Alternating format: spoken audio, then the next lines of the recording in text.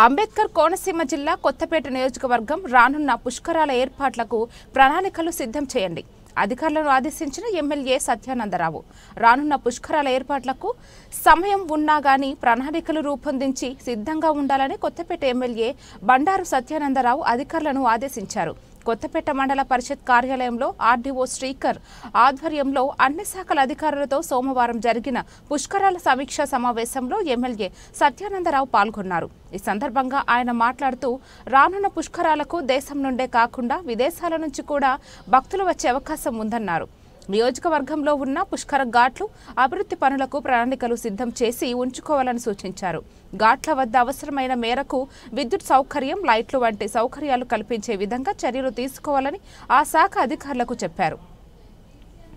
ఎంతో భక్తి శ్రద్ధలతో చేసే ఈ పుష్కరాల సందర్భంగా నియోజకవర్గంలోని అన్ని దేవాలయాలు ఆధ్యాత్మికత ఉట్టిపడేలా ఆలయాలను తీర్చిదిద్దాలని ఎమ్మెల్యే సత్యానందరావు అధికారులకు ఆదేశించారు.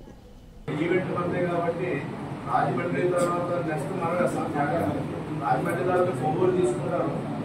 ఒంగోలు తర్వాత ఏదైనా పర్యటనలో ఎందుకంటే మనకి అన్న గోదావరి గార్మెంట్స్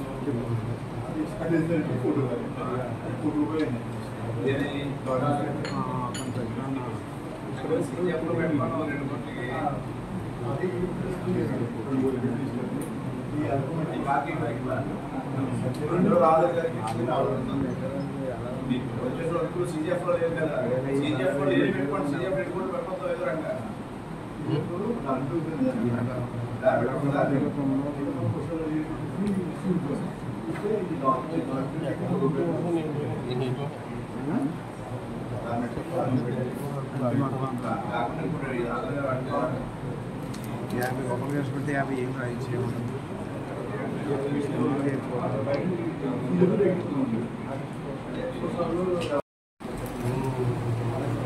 టెంపరీ టాయిలెట్ అంటే ఏవి మన పట్టీలాగా నేషనల్ కట్టీలాగా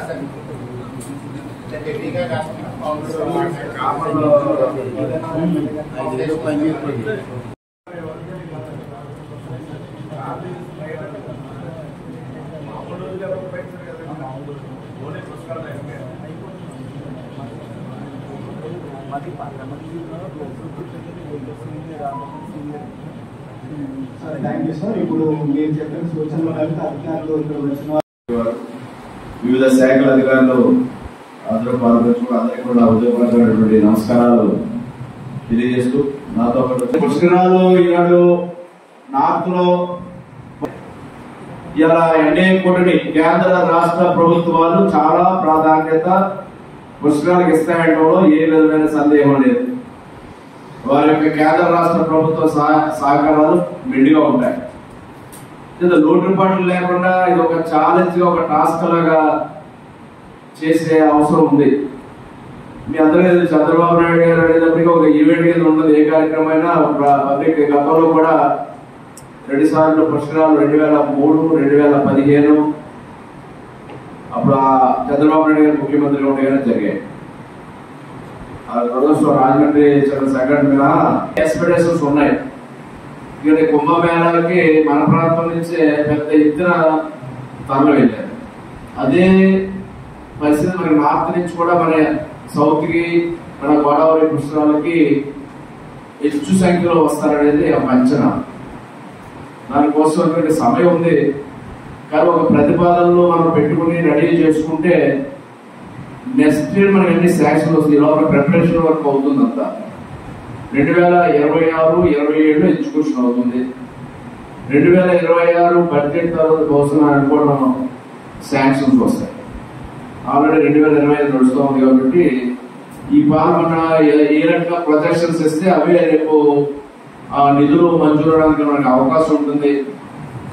మన ఆర్డీ వారు మీరందరూ మాట్లాడి చెప్పిన దాని ప్రకారం, మీరు అందరూ చెప్పిన దాని ప్రకారం ఇంకా పూర్తి స్థాయిలో ఇంకా ఇండిటైల్ ఎండోమెంట్ అంటే అన్ని దేవాలయాలు కూడా ఫేస్ లిఫ్ట్ అవ్వాలి. అదే ఘాట్లన్నీ కూడా ఇంప్రూవ్మెంట్స్ రిపేర్ అవ్వాలి. కొత్త ఘాట్లు ఎక్కడ నీళ్ళు ఉన్నాయో అక్కడ ఎక్స్టెన్షన్, పాత ఘాట్లు ఏమైనా ఇంకా క్రౌడ్ గత ఎక్స్పీరియన్స్ బట్టి ఇంకేమైనా పెంచాలంటే పెంచుకోవడం, చిన్న చిన్న గ్రామాల్లో ఏదో విధంగా ఘాట్ ఏర్పడి పూర్వం రోజులు కాదు, పూర్వం అయితే మురుగులో వెళ్ళి ఏమి లేకపోయినా కూడా వెళ్ళిపోయి పొగల రోజులు వెళ్ళిపోయి స్నానం చేసి అప్పుడు ఘాట్లు లేనప్పుడు స్నానం చేశారు, అప్పుడు పుస్తకాలు జరిగాయి. కానీ ఇప్పుడు కారణం కూడా నాగరికత పెరిగింది. ఇది ఒక ప్రత్యేక అంటే ఉండే కొద్ది కూడా పెరుగుతుంది. గతం మీద చూస్తూ ఉంటే ఇప్పుడు ఇంకా ఆస్పిసియస్ గా పవిత్రంగా భావిస్తూ ఇంకా ఎక్కువ మంది పాల్గొంచుకుంటారు. దానికి తగ్గట్టుగా మనం చేయాలి. ఇంకా ప్రధానమైన బాధ్యత మన మీద ఉంది. ఒకటి రాజమండ్రి గోదావరి అది మెయిన్ హబ్ అయితే అఖండ గోదావరి మనకి రాజమండ్రిలో గోదావరి స్ప్లిట్ అయ్యి అక్కడ గౌతమి, వశిష్ఠ, వైద్య, వృత్తి గౌతమి రకరకాలుగా పాయలు కింద విడిపోయింది మన కోనసీమ ప్రాంతం.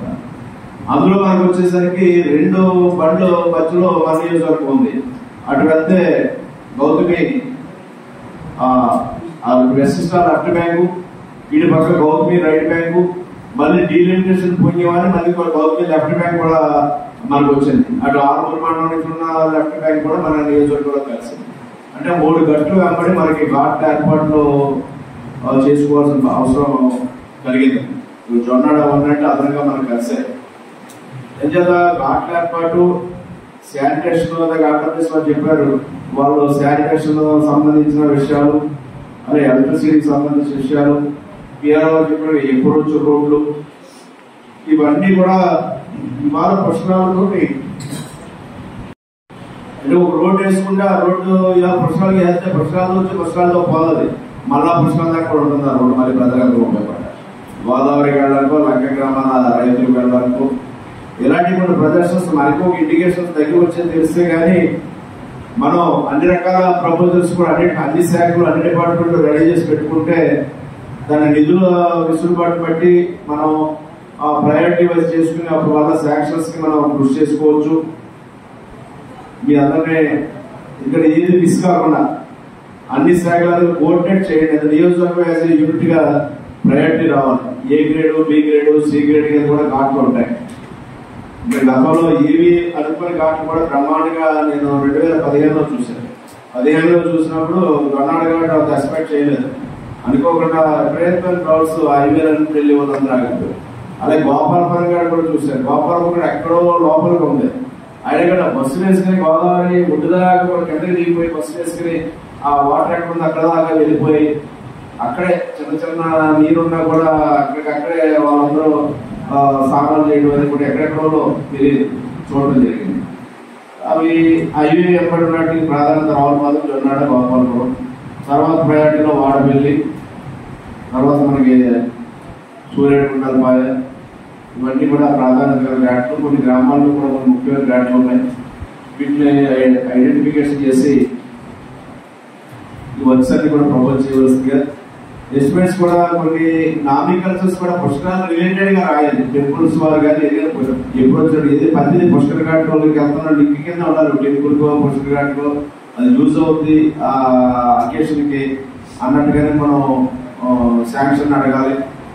ఆ రకంగా నేమ్ ఆఫ్ ది వరకు నామికల్చర్ మనం పెట్టుకోవాలి. అది కూడా ఎస్టిమేషన్ కూడా ఏదో ఈ 10 రూపాయలకు 10 కోట్ల రోడ్డు ఏం చేద్దాం అనుకుంటే 1 రోజు సరిపోతుంది. మనకి ఎంత వరకు అన్నీ పోతాయి. చాలా చుట్టుపక్కల 2 3 రోడ్డు ఏర్పడతారు తప్ప ఇది నియోజకవర్గం అంతా స్ప్రెడ్ అవుతుంది. మనం అనుకున్న ఏదో ఎస్టిమేషన్ విపరీతమైన ఎస్టిమేట్ కాకుండా అంటే 1 కోటి రూపాయలతో పూర్తి చేయడం కాకుండా 1 కోటి రూపాయలతో 4 వర్కులు చేసేలాగా 4 చోట్ల నలుగురికి 4 వర్కులు 4 గ్రామాల్లో జరిగేలాగా మనం చేయగలిగినప్పుడు అదంతా కంప్లీట్ అవుతుంది అందరికి. అది దృష్టిలో కూడా పెట్టుకుని ఏదో మనం రొటీన్ ఎస్టిమేట్ లో వస్తాయా సస్తాయా లేకపోతే ఏదో అవుతుందా లేకపోతే పుల్లిగా ఇష్టపడద్దు, ఇదంతా వాస్తవాలకి దగ్గరగా మీరు తయారు చేయమని కోరుతున్నాను. మీరు 4 వర్కులు చేసిన 10 వర్కులు చేయించారు మన నియోజకవర్గంలో. ఆ 4 గ్రామాల్లో 4 పనులు అయితే అందరికీ కూడా మనం ఉపయోగపడేవాళ్ళం. దాని దృష్టిలో పెట్టుకునే ఇంప్లిమెంట్ అవ్వాలి. లేదా హెడ్ వర్క్స్ వాళ్ళ గౌతమి డీ గారు వచ్చారు, అలాగే వశిష్ఠ డీ గారు వచ్చారు, జయేశ్వర్ ఉన్నారు, బిఆర్ డీ గారు ఉన్నారు, ఆర్డరేశ్వర్ ఉన్నారు. ఇక అందరూ కూడా కోఆర్డినేట్ చేసుకుని ఇంకా రెవెన్యూ వారు, పంచాయతీ వారు దానికి బాధ్యత అయిపోతే ఎడ్యుకేషన్ వాళ్ళు ఉంటారు. ఇంకా మన బాసులు కట్టడానికి మీ అందరూ మొత్తం నడిపించడానికి మాకు ఎగ్జిక్యూషన్ వాళ్ళు ఆ ప్లానింగ్ వేరేగా ఉండదు.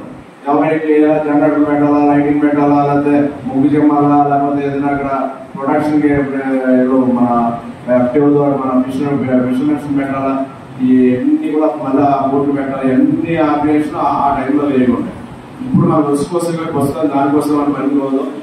ఈ work proposals, estimates, works department చక్కగా మీరు తయారు చేసి లిస్ట్ అవుట్ చేసేవాడి. అవి అవసరమైతే కాన్స్టిట్యూన్సీ వైజ్ మళ్ళీ ఆర్డర్ మేము కూర్చొని ప్రయారిటైజ్ చేసి ఒక డిపిఆర్ లో ఉండాలి. అంటే ఏ డిపార్ట్మెంట్ ఆ డిపార్ట్మెంట్ మీరు కరెక్ట్గా ఇవ్వండి. ఇది ఎస్టిమేట్, అది బిగినింగ్, ఎండింగ్, దాన్ని సరిపడే ఎస్టిమేషన్ ఎడిషనల్ గా కాకుండా చేసి మనం బాగుంటున్నాము. మన పైపు మన చేద్దాం మ్యాక్సిమం గ్రాండ్ మనకు అది అవకాశం కూడా ఉంది. కారణం రాజమండ్రి కోవూరు తర్వాత 3వ ప్రయారిటీలో మనం ఉంటాం ఫస్ట్. దాన్ని ఎలివేట్ చేయాల్సిన అవసరం పై లెవెల్లో కూడా నేను ట్రై చేస్తాను. ఆ పేరుతోనే కొన్ని పళ్ళు మన నియోజకవర్గంలో అభివృద్ధి కార్యక్రమాలు చేసుకోవడానికి ప్రజలకు ఉపయోగపడే అవకాశం ఉంటుంది. దీన్ని అధికారులు అందరూ సహకరించాలి. ఈ ప్రపోజల్స్ అన్ని మీరు సక్రమంగా రెడీ చేయాలని కోరుతూ, మరి ఆర్టీఓ ఇలా చెప్పారు, ఇలా సమావేశం పెడితే బాగుంటుందని మనం ఇనిషియల్ గా దాన్ని ఒకసారి చెప్తే మంచి కార్యక్రమం మీరు చేయండి అని వారిని కోరుతూ నన్ను ఆహ్వానించడం మీ అందరికీ కృతజ్ఞతలు తెలియజేసుకుంటూ మరొకసారి దీన్ని మళ్ళా సమగ్రంగా రివ్యూ చేసుకుందాం. నాకు ఈ అవకాశం ఇచ్చినందుకు ధన్యవాదాలు.